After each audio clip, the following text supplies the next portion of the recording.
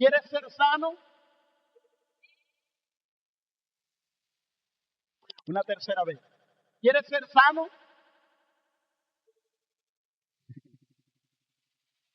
¿Usted está seguro de eso?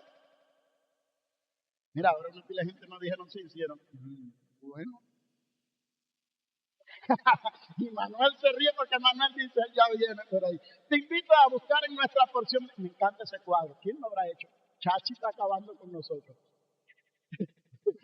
Te invito a buscar, la porción bíblica de hoy es larga, es bastante larga, pero es que podía agarrar un pedacito, pero me dije, no, quiero que la iglesia completa lo lea, porque yo sé que usted se le olvida cuando llega a su casa con tantos quehaceres. Entonces, para que no se te olvide, hoy vamos a leer completo Juan capítulo 5, versículos del 1 al 18. Juan 5, del 1 al 18. ¿Perdón? Dice la palabra del Señor. Después de estas cosas, había una fiesta de los judíos y subió Jesús a Jerusalén. Y hay en Jerusalén, cerca de la puerta de las ovejas, un estanque llamado en hebreo Betesda, el cual tiene 5 pórticos.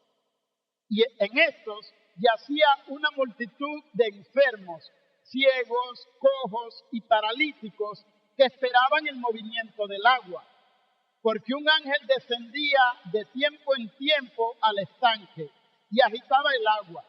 Y el que primero descendía al estanque después del movimiento del agua quedaba sano de cualquier enfermedad que tuviese. Y había allí un hombre que hacía 38 años que estaba enfermo. Cuando Jesús, más o menos mi edad, cuando Jesús le vio acostado y supo que llevaba ya mucho tiempo así, le dijo, ¿quieres ser sano? Señor, le respondió el enfermo, no tengo quien me meta en el estanque cuando se agita el agua, y entre tanto que yo voy, otro desciende antes que yo. Jesús le dijo, levántate, toma tu lecho y anda. Y al instante aquel hombre fue sanado y tomó su lecho y anduvo. Y era día de reposo aquel día. Entonces los judíos dijeron al que había sido sanado ese día de reposo, perdón, es día de reposo, no te es lícito llevar tu lecho. Él respondió, el que me sanó, él mismo me dijo, toma tu lecho y anda. Entonces le preguntaron, ¿quién es el que te dijo eso? ¿Quién es el que te dijo, toma tu lecho y anda? Y el que había sido sanado no sabía quién fuese, porque Jesús se había apartado de la gente que estaba en aquel lugar. Después le halló Jesús en el templo y le dijo, mira, has sido sanado, no peques más, para que no te venga alguna cosa peor. El hombre se fue y dio aviso a los judíos de Jerusalén y dio aviso a los judíos que Jesús, estoy ciego, y dio aviso a los judíos que Jesús le había sanado. Y por esta causa los judíos perseguían a Jesús y procuraban matarle porque hacía estas cosas en el día de reposo. Y Jesús le respondió, mi Padre hasta ahora trabaja y yo trabajo. Por eso los judíos aún más procuraban matarle, porque no solo quebrantaba el día de reposo, sino que también decía que Dios era su propio Padre, haciéndose igual a Dios. Gracias, Señor, por la bendición de tu palabra, en el nombre de Jesús. Amén y amén. Voy a tratar de estar el 95% del sermón en el texto. Voy a tratar de estar más del 90% de mi sermón en el texto. Y quiero comenzar con el versículo número 1. Ponme el versículo número 1.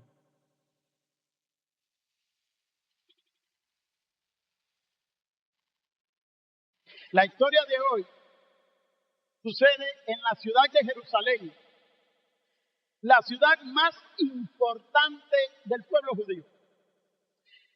Jerusalén, de solo pensar, de hecho aún hoy en el siglo XXI, de solo pensar en Jerusalén, ¿Estás pensando en una ciudad religiosa, en una ciudad de tradición, en una ciudad de un movimiento constante, aún hoy en el siglo XXI? ¿Es o no? Usted piensa en Jerusalén y usted piensa en algo religioso rápidamente. De hecho, ¿cuál es la imagen principal que se nos vende de Jerusalén? La cúpula dorada donde estaba el templo. Usted ve esa cúpula en alguna foto y usted dice, eso es Jerusalén. Porque es lo que se nos ha dado. Y Jerusalén, desde que usted comienza a leer la Biblia y que se habla ya de la ciudad como tal, usted, cada vez que se menciona Jerusalén, tiene que ver con algo religioso, tiene que ver con la tradición principal del pueblo judío. Y casi siempre en esa ciudad, una ciudad grande, cosmopolita, tiene que haber un fluir grande de personas. Y quiero decirte que en el momento que sucede esta historia, en el momento que esto sucede, Jerusalén estaba repleta de gente. O sea, Jerusalén estaba llena de gente más de lo normal. Y tal vez usted me diga, pastor, ¿y dónde usted saca que en ese momento que se está hablando, Jerusalén tenía más personas de lo normal? Te lo saco de este versículo. Dice que había una fiesta de los judíos. Las tres principales fiestas de los judíos, ¿cuáles eran? Pascua, Pentecostés y Tabernáculo. Las tres principales. Había más, pero las tres principales eran Pascua, Pentecostés, 50 días después de la Pascua, y Tabernáculo, que era recordando cuando habían salido, cuando estaban su travesía en el desierto. ¿Qué fiesta de las tres principales era esta? La Biblia no lo registra. Juan no dijo qué fiesta era. Pero si leemos bastante el Evangelio de Juan, nos damos que él habla mucho de la fiesta de las Pascuas. Pero esta no se sabe qué fiesta era. Lo que sí había mucha gente en Jerusalén. Miles de personas estaban llegando de todas partes. Pero mientras mucha gente venían al templo, otros iban a otro lugarcito. En esa misma fecha, otras personas estaban en un lugar muy distinto del templo. Un lugar donde no había celebración. Aunque la gente estaba en el templo haciendo su celebración, había un lugar donde la gente iba y ahí no creo que había mucha celebración. Ahí yo creo que había más llanto, había dolor, aunque no hablaran las personas, seguro estaban mucho dolor, mucho sufrimiento. Vamos a ver el versículo número 2. Una aclaración aquí. Este pasaje del Evangelio según San Juan, se piensa que Juan lo escribió antes del año 70 después de Cristo. ¿Sabes por qué? Por esa frase que dice ahí, hay en Jerusalén. Está hablando en presente. Si ya hubiera sido después del año 70 después de Cristo, Juan el evangelista hubiera escrito, y había en Jerusalén, pero él escribió, hay en Jerusalén. O sea, en el tiempo que él escribe, todavía el estanque estaba, todavía existía este estanque. ¿Ok? Yo, como estoy 21 siglos del lado acá, yo tengo que decir había. Pero Juan tuvo que decir hay. Bien, todo esto es cerca del templo. Porque mira, hay una puerta que se llama Puerta de las Ovejas. ¿Sabe cuál era la puerta de las ovejas? No era la puerta de cualquier oveja por ir para allá. No. Se dice que la puerta de las ovejas era una puerta donde pasaban los animales que iban a ser sacrificados para el templo. O sea, esto estaba bastante cerca de lo que sería el templo. Unos se iban para allá al culto, a adorar o a presentar ofrendas. Otros venían a este lado, donde pasaban la puerta de las ovejas. Las ovejas que se usaban para sacrificio, las ovejas que se usaban serían los animales que iban a ser sacrificados. Y por eso esa puerta está cargada de ese simbolismo que es pecado, sacrificio, perdón. Justo al lado de ese lugar dice que había un escenario completamente distinto en ese mismo verso. Un estanque que se llamaba Betesda en hebreo. Creo que estuve leyendo una versión que me decía que lo decía en arameo, pero Reina Valera del 60 nos dice en hebreo. Se llamaba Betesda. ¿Sabe usted lo que significa Betesda? Escucha el nombre. Casa de misericordia. Y yo me pregunto, creo que el nombre se lo pusieron mal.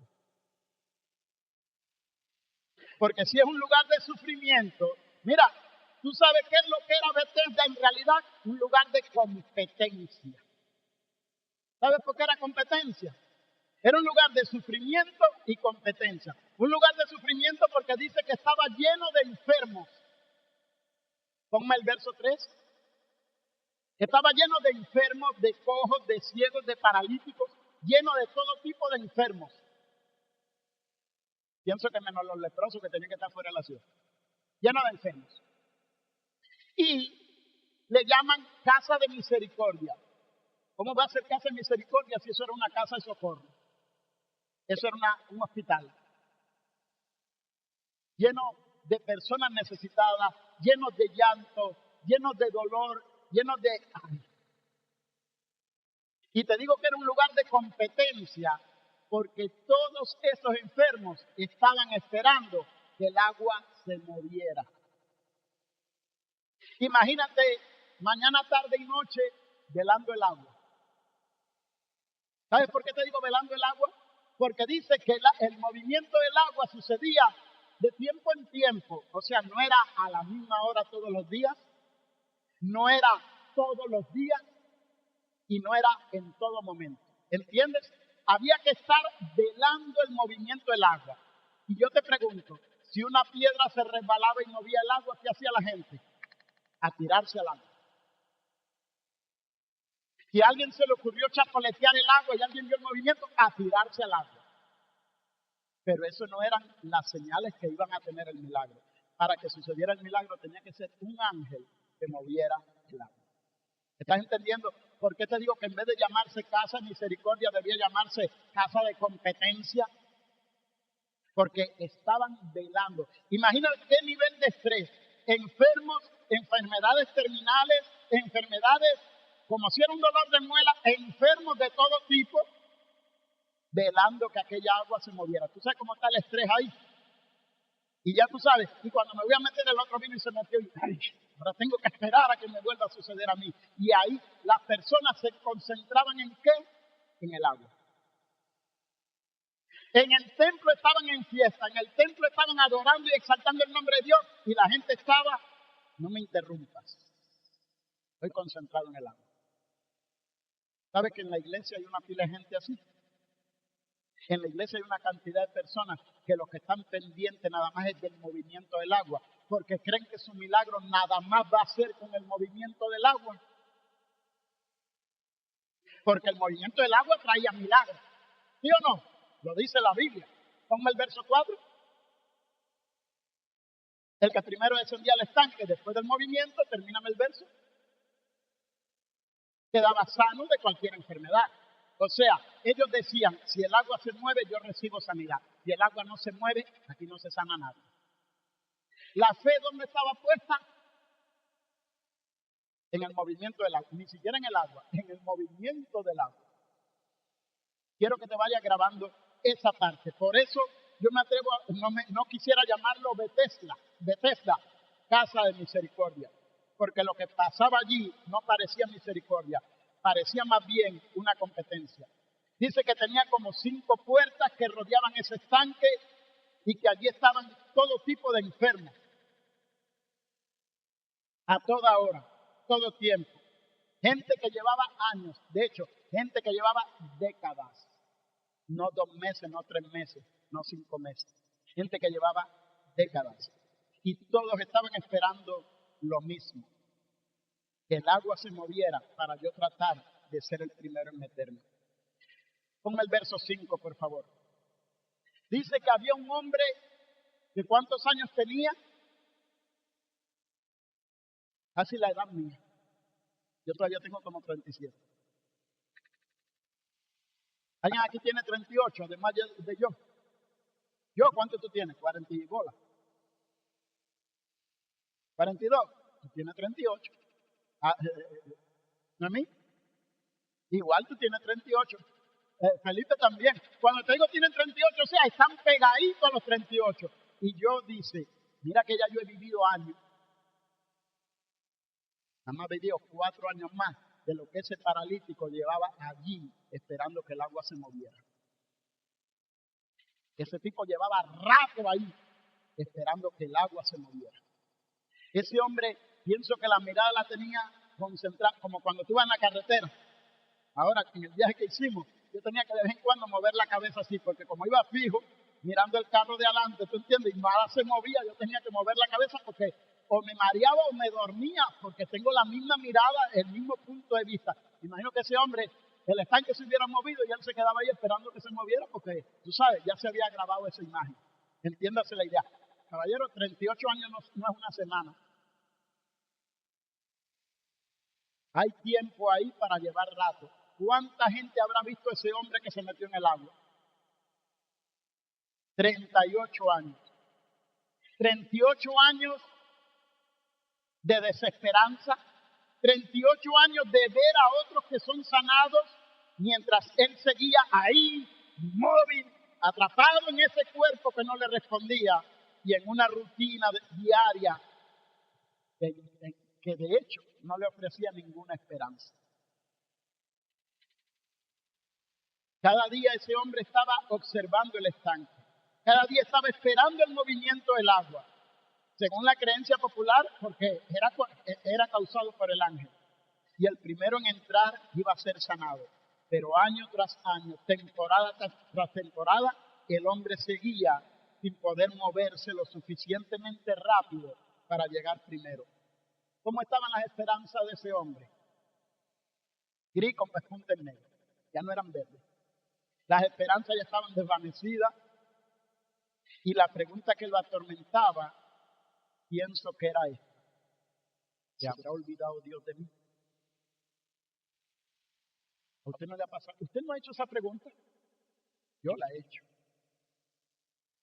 Le dice, Señor, llevo rato orándote por esto, ¿por qué no lo recibo? Hermanos, son 38 años viendo cómo otros reciben. Tal vez tú estás en la iglesia y has visto cómo otros reciben. Lleves 38 minutos, 38 horas o 38 años en la iglesia. Tal vez has visto cómo otros reciben y tú le dices, Señor, pero yo oro igual que ellos. Yo leo la Biblia, yo vengo al servicio, y no recibo nada. Te cuento algo. El hombre tenía la vista puesta en el agua. Su mente le había dicho, en el agua es donde vas a recibir el milagro. 24/7, el agua es que te va a dar. Eso es lo que el hombre se grabó. ¿Por qué lo que él creía? ¿Por qué lo que él entendió? Porque es lo que él veía. Y eso es lo que pasa en la iglesia muchas veces. Que tú y yo no recibimos el milagro porque estamos enfocados en lo que creemos que nos va a traer el milagro. Estamos enfocados en que por estar en ese momento, en ese lugar, en esa situación, yo voy a recibir el milagro. Tenga cuidado, que puede que Dios te esté dando el milagro por otro lado y tú seas el que no quieres ir a buscarlo. Nadie mirando el del lado, aquí todo el mundo es santo. Pero la pregunta, ¿se habrá olvidado Dios de mí? 38 años viendo oportunidades pasar sin alcanzarlas. Y lo más fuerte no era su condición física, lo más fuerte era su mente. Porque después de tanto tiempo, ese hombre ya no estaba esperando con fe. Ese hombre solamente estaba esperando que el agua se moviera y él llegar primero. Ya ahí no había fe. Ya ahí es, tengo que llegar primero. Déjame acercarme un poquito más. Y déjame acercarme un poquito más. Porque ya no es fe lo que tiene, ya lo que quiere es competencia. Y eso es lo que a veces nos pasa a ti y a mí. Que cuando hemos orado y no recibimos, ya se convierte en una competencia. Y empezamos a buscar en todos los lados a ver dónde encontramos la solución. ¿Qué pasa cuando llevas tiempo con el mismo problema? Que a tal punto ya no recuerdas vivir sin él. ¿Sabe usted que hay personas que están enfermos, tienen una condición X, pero llevan tanto tiempo que el día que le quiten esa condición, en realidad no sabe vivir sin esa condición. Con el paralítico de la Hermosa, otro paralítico que está en la puerta del templo que se llama la Hermosa, donde Pedro y Juan le dicen, no tengo oro ni plata, lo que tengo te doy ya. Saben que el paralítico tuvo que agarrar la mano de Pedro y de Juan y levantarse, pero que al levantarse ya el paralítico no podía vivir de las limosnas. Ahora el paralítico tenía que comenzar a trabajar. Tú estás viendo que hay personas que, como dicen en Cuba, le sacan lascas a sus problemas. Mientras estaba paralítico, no tenías que trabajar, solamente te tenías que sentar ahí y esperar que alguien te dejara caer unas monedas. Y subsistía. Pero ahora, para tú comerte el pan, ¿qué tienes que hacer? ¿Te das cuenta que hay gente que prefiere estar paralítico que estar sano? Hay gente que prefiere declararse que no tiene nada para agarrarlo. Déjame callar, no me voy a meter. Usted sabe de qué voy a hablar. ¿Qué pasa cuando la esperanza sigue ahí, pero cada vez está doliendo y está doliendo y está doliendo? Hay personas que no están atadas con cadenas, están atadas con rutinas. Rutinas de dolor, rutinas de frustración. Esto lo ha tenido mi familia por generaciones, señal de que yo también me voy a morir de esto. Hermano, rompa esa maldición. Porque cuando usted está en Cristo, usted es nueva criatura. Las cosas viejas pasaron y aquí todas son hechas nuevas. Amén. Gloria a Dios. La historia de hoy no es solo una historia de enfermedad. Es sobre una vida que se detuvo. Un hombre que pasa 38 años esperando sin saber que su milagro no está en el lugar que él pensaba. Hasta que un día cambia todo. Porque tuvo un encuentro, y es lo más bello de todo, con nuestro Señor Jesús. Y eso deja una pregunta.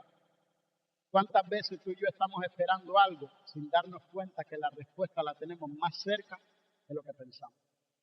A veces tú y yo estamos esperando algo y Dios te está diciendo, lo tienes ahí.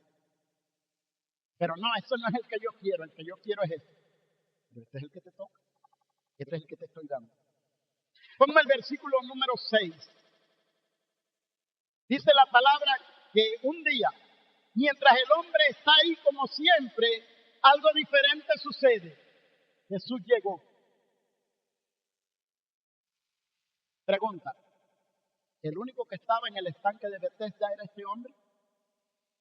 Los versículos arriba me dicen que había una multitud, había cualquier cantidad de gente. No creo que sean 10, ni 15, ni 20. Pienso que haya sido mucho más. Permiso, un momentico, espérate, voy a tener que cruzarte. ¿Entienden la idea? Lleno de personas. ¿En cuántas personas se fijó Jesús? Cuando Jesús lo vio acostado y supo que llevaba ya mucho tiempo así. Cuando Jesús ve que lleva mucho tiempo en la misma condición, hay un momento donde personalmente se te va a tener que acercar y decirte, ¿quieres ser sano? ¿Ya ves por qué la pregunta del inicio, ¿quieres ser sano? El hombre, como siempre, pero algo diferente sucedió aquel día. Jesús llega y no era un día cualquiera, porque para colmo no era un día cualquiera. Si hubiera sido domingo, lunes, martes, miércoles, jueves o viernes, fuera una maravilla, pero se le ocurrió a Jesús entrar día de reposo. Ay, Señor, ¿por qué no entraste otro día? Ese día de reposo, usted va a ver ahorita el problema que nos trae. No entró en un día cualquiera, un día de reposo. Un día en el que, según la tradición judía, no se debía trabajar. Entonces no me puede sanar. Pienso que ese día hasta los enfermos dirían, hoy el ángel no viene porque hoy es día de reposo, está para los ángeles. Pero Jesús no está limitado a las tradiciones humanas. Jesús mira a este hombre postrado, pregunta por él de una forma u otra porque dice la palabra y supo que llevaba mucho tiempo así. Y Jesús, oye, 4 décadas en esa condición. Álvame, maestro. El hombre que había esperado por tanto tiempo, ¿qué es lo que necesitaba el hombre? Ser sano. ¿Cuál es la pregunta que le hace Jesús? Hola, hello, ¿me están mirando? ¿No ves que estoy paralítico? ¿Qué tú crees que necesito? ¿Cuál sería la respuesta del hombre? Obvio. Es como, mira, es como el tiempo de Faraón con la plaga de ranas. Tienen el reino lleno de ranas, están caminando por arriba las ranas. Mira cómo hace así. Están caminando por arriba, vas a comer, rana, párgate, déjame comerme la sopa. Ay, esta no era sopa, era de rana. ¿Entiende la idea? Sí, ubíquese, una plaga de ranas. Y viene Moisés y le dice a Faraón, ¿cuándo quieres que ore por ti para que se vayan las ranas? ¿Qué dice el Faraón? Mañana. Hola. Ah, entonces te vas a pasar la noche con las ranas. Chao, me voy. ¿Entiende la idea? Prefirió, no le molestaron las ranas, parece. Prefirió pasar la noche con las ranas que decirle ahora mismo. El otro día voy a la casa de mi hermana Blanca González y le hablo de Soraya. Y le digo, necesito que me oren por Soraya, por sanidad para ella. Y me dice, vamos a orar ahora mismo. Digo, no, claro que ahora mismo es que hay que orar. No es, voy a orar a la noche, no. Ahora es cuando lo necesito. Dime cuándo quieres que ore por ti para que se vayan las ranas. Ahora. Jesús le dice al paralítico, ¿quieres ser sano? Ay, qué pregunta, compadre. ¿Qué respondería usted? Sí, obvio, seguro. ¿Sabes qué? Tú y yo respondemos como el paralítico. La verdadera realidad es que tú y yo, cuando nos dicen, ¿quieres ser sano? En realidad tú y yo respondemos como el paralítico. Vamos a ver la respuesta que le da el paralítico. La pregunta de Jesús puede parecer simple. ¿Quién no querría ser sanado después de 38 años? Parece una pregunta obvia, pero la pregunta esa está revelando algo incómodo. Es una pregunta profunda, es una pregunta que va más allá de lo físico, porque a veces, después de tanto tiempo viviendo con una enfermedad o una limitación, la enfermedad se convierte en parte de nuestra identidad. Yo soy el cojo, yo soy el paralítico, yo soy el de esta condición.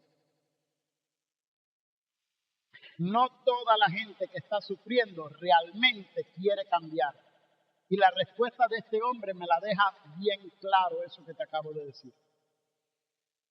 El hombre podría haber respondido con amargura, el hombre podría haber respondido con resignación, pero en lugar de eso, ¿qué es lo que hace el hombre? Comienza a explicar su situación. Papá, no es que expliques, es yes or no. Right now, ahora mismo lo quiero. ¿Qué dice el hombre? Es que no tengo quien me meta al estanque. Señor, yo no le pregunté eso. Yo no te pregunté, ¿quieres que te meta en el estanque? Yo no te pregunté, ¿tienes familia? ¿Tienes alguien que te ayude? ¿Qué le dice el hombre? No tengo quien me meta en el estanque cuando se agita el agua. Es que, Señor, tengo que primero esperar que se agite el agua y después tener a alguien que me meta y llegar antes que los otros. Señor, yo no es eso lo que le pregunté, diría Jesús. Yo te pregunté, ¿quieres ser sano? Dice, y entre tanto que yo voy, otro desciende antes que yo.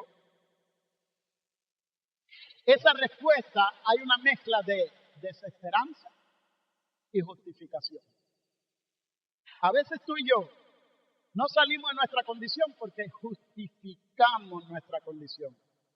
Es que yo no tengo recursos, es que toda mi familia es así, es que yo no sé, es que yo no puedo, es que estoy muy viejo, es que estoy muy flaco, es que estoy muy gordo, es que soy muy niño. Siempre ponemos una justificación cuando Dios nos está diciendo, ¿quieres que haga por ti tal cosa? Es que no tengo tiempo, es que tengo cumpleaños. El hombre había pasado tanto tiempo esperando un milagro del agua, estaba esperando un milagro de una manera específica, que quizás no se podía imaginar que había otra forma de ser sano. Tú le podías haber dicho, mira, conocemos a un, ¿cómo se llaman esos que te arreglan los huesos? A un ortopédico. Conocemos a un ortopédico ahí en el nombre de Herman. Vamos a llevarte para allá. No, es que lo mío es que el agua se mueva. ¿Estás entendiendo? El hombre, el único cuadro que tenía de sanidad es que el agua se mueva, que el agua se mueva, que el agua se mueva, que el agua se mueva. Ay, ya se movió el agua y se metió entre que yo. Dios dándole la solución y él poniendo la traba a la mano.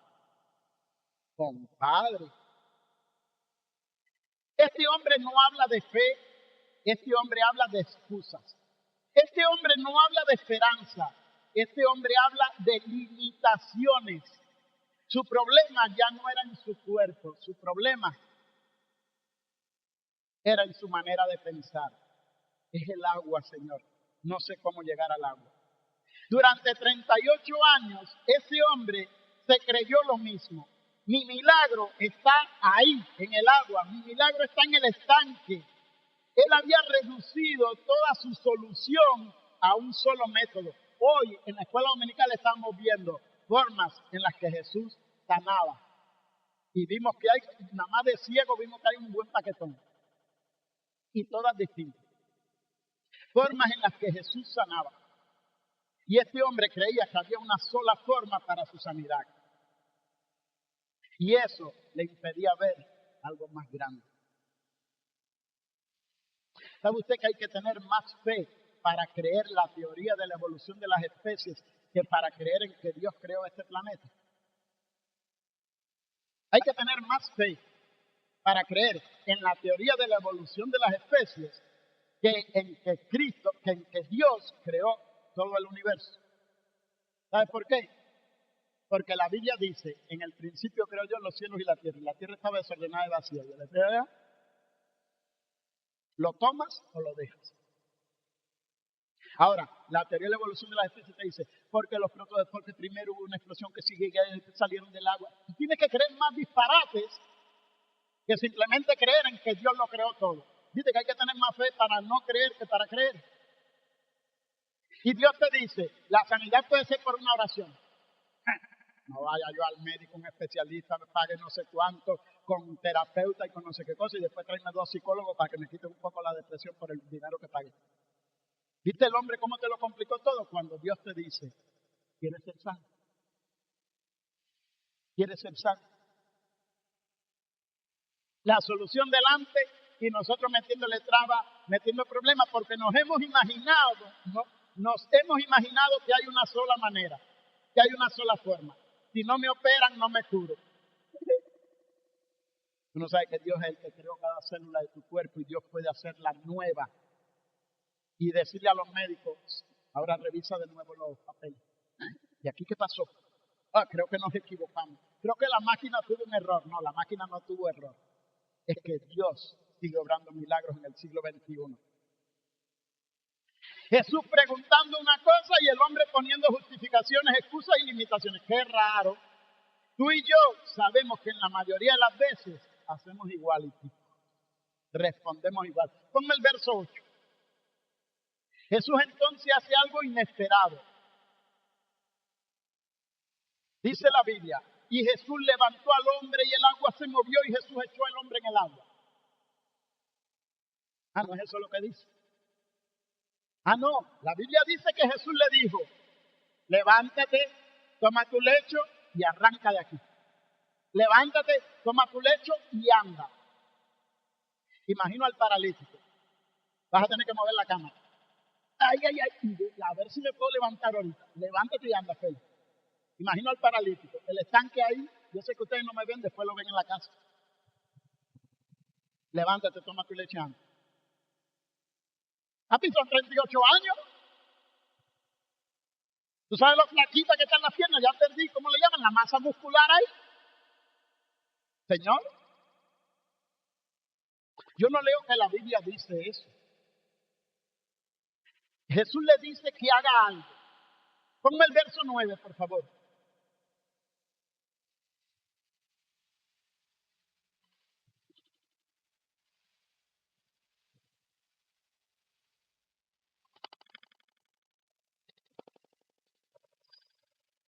Dice la Biblia, y al instante, ¿cuándo?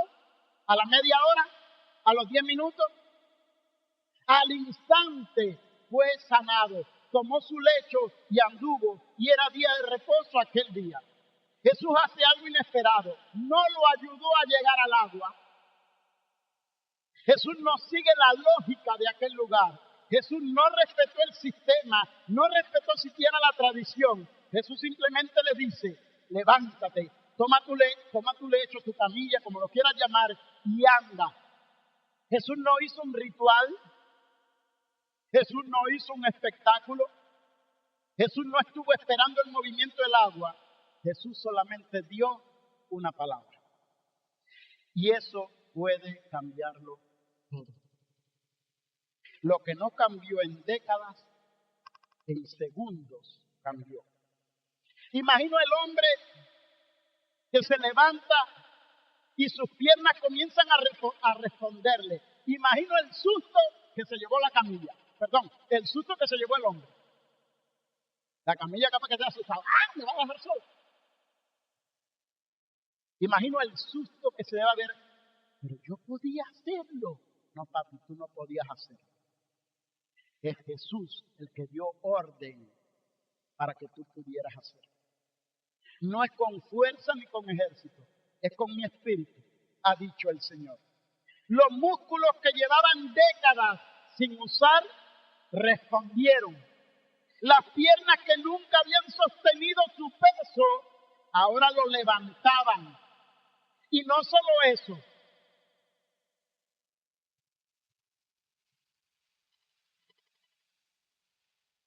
Recogió su lecho y echó a caminar.